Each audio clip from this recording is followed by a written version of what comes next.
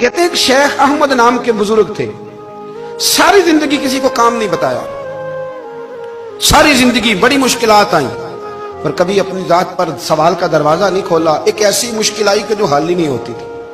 किसी ने उन पर कोई इल्जाम लगा दिया। अबू मुस्लिम नाम का एक बादशाह था, उसकी हुकूमत थी, उसने पकड़ के कैद में डाल दिया। अब कैद में है, जुर्म लग गया है, फर्द जुर्म आयद हो गई है, जेल में है। लोग कहने लगे हजरत जी अपनी सफाई में कुछ कहें, फरमाने लगे सारी जिंदगी बंदों से कुछ नहीं कहा, अल्लाह रसूल को पता है मैं बेगुनाह हूं, मुझे कहने की जरूरत नहीं। दाता गानी बख्श अली हजवेरी ने लिखा है, दाता साहब कहते हैं तू यकीन कामिल तो पैदा कर, तू ईमान तो पुख्ता कर।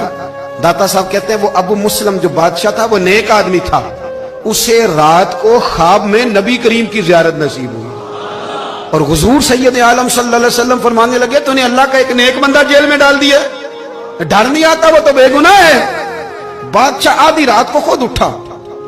दादा साहब फरमाते हैं किसी गार्ड को नहीं भेजा, पुलिस वाले को नहीं भेजा, जेलर से नहीं कहा, खुद गया, जाके जेल का दरवाजा खोला, दरवाजा खोल के उस दरवेश को आजाद किया। कहने लगा बाबा जाओ, मुझे पता चल गया बेगुनाह है। बाबा जी सलाम करके जाने लगे तो बादशाह फिर आगे आया, हाथ बांधे, हाथ चूमे, कहने लगा हुजूर आप बड़े नेक हैं, मेरे लिए कोई हुक्म हो तो बताइएगा, मेरे लायक को खिदमत हो तो बताइएगा।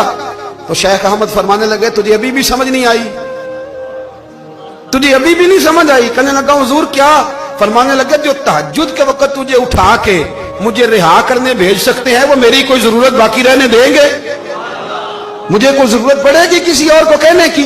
जो तहज्जुद के वक्त तुझे उठा के भेजते हैं कि जा खोल जाके दरवाजा, वो जरूरत रखेंगे? मेरी जरूरत मुझे रहेगी कि मैं तुझे और कोई काम? अभी भी तुझे समझ नहीं आई?